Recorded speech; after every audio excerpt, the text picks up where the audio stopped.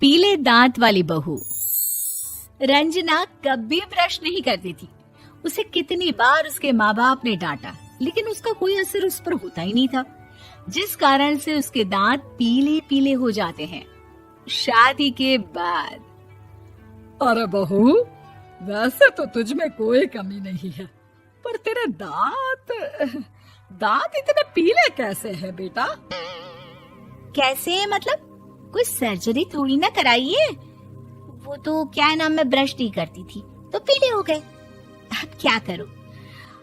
आप कहें तो लाल करवा लूं या फिर काले? यार ये क्या है, क्यों माँ से लड़ रही हो? लड़ रही हूँ? अरे मैं लड़ रही हूँ या ये बोल रही है कि दांत पीले हैं, पीले।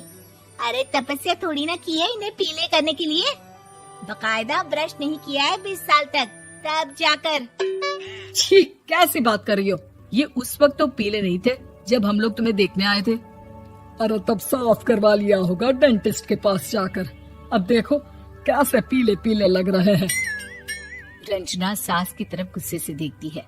फिर शुरू हो गई पीले पीले पीले।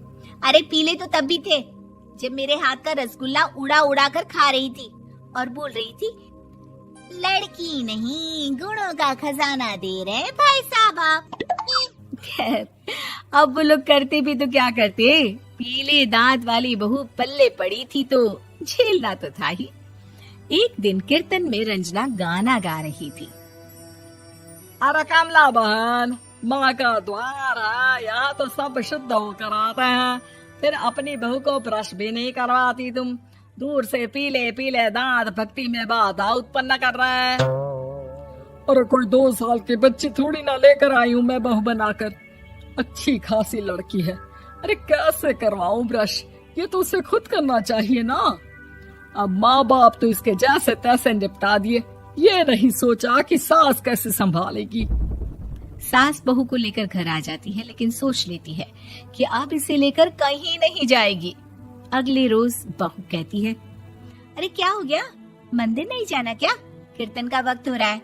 मेरी मधुर वाणी से कान्हा जी जागते हैं और सोते हैं। आप तो जानती है ना उनकी भक्ति में कितना मन लगता है मेरा।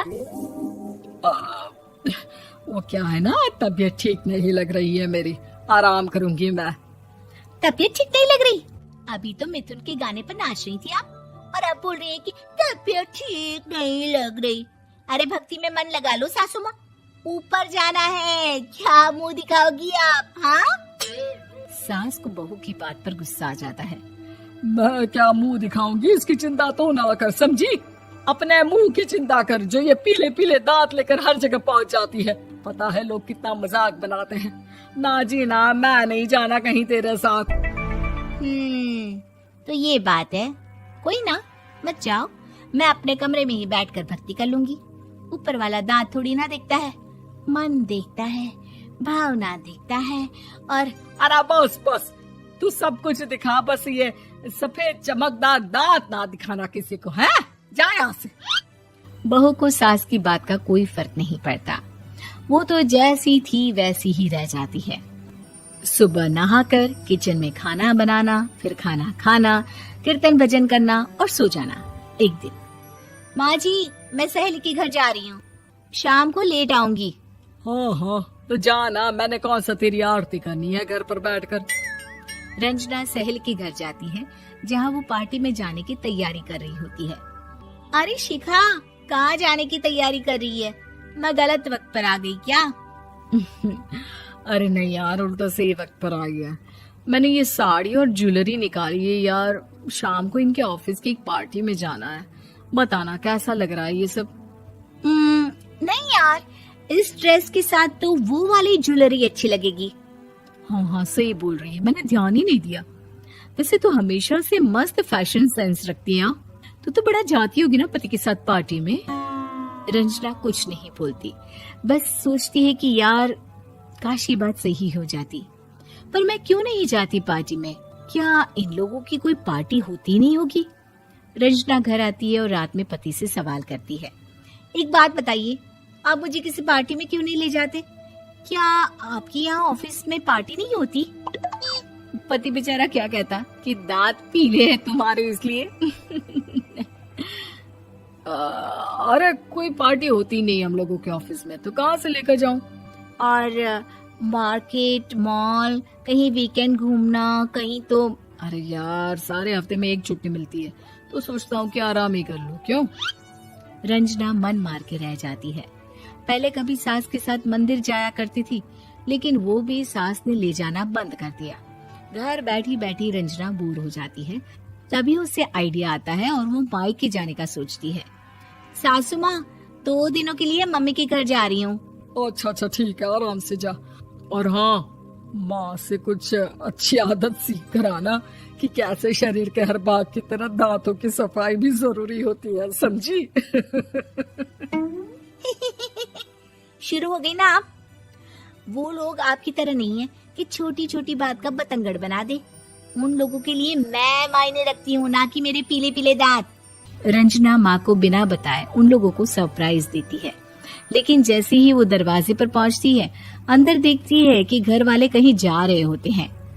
अब माँ, काश रंजना दीदी के दांतों वाली प्रॉब्लम नहीं होती, तो वो भी हम लोगों के साथ चलती ना बुआ जी की बेटी की शादी में। हाँ बेटा, लेकिन अब उसे कौन समझाए कि उसको उसके पीले दांत नहीं दिखते, लेकिन उसके आसपास के लोगों को कितना एम्बैरेसिंग फील कराते हैं। मुझे तो कितनी बार उसके स्कूल की टीचर ने शिकायत की कि उसके साथ कोई लड़की बैठना भी नहीं चाहती, और ना ही कॉलेज में कोई उससे बात करना चाहता था। लेकिन पता नहीं क्यों उसे ये बात समझ में ही नहीं आती। कोई कमी नहीं है उस लड़की में, बस यही कि दांत पीले हैं।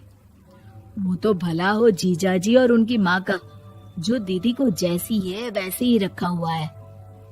रंजना को अपने घर वालों की बात सुनकर बहुत दुख होता है। वो सोचती है कि वो क्या करे, लेकिन फिर वो सीधा डेंटिस्ट के पास जाती है, अपने दांत चमकाती है और कसम खाती है कि वो रोज ब्रश करेगी। अरे क्या हो गया? तुम तो 2 दिनों के लिए गई थी ना, पर कोई ना, अच्छा है, चलो आ गई तो। रंजना सास के सामने आकर खड़ी हो जाती है और पूरी स्माइल करती है, उसके चमकदार दांतों को दिखाती हुई। हैं? चले मंदिर। माँ, मुझे माफ कर दीजिए, मैंने आप लोगों को बहुत एम्बैरेसिंग फील करवाया। मैं आज से रोज ब्रश करूंगी।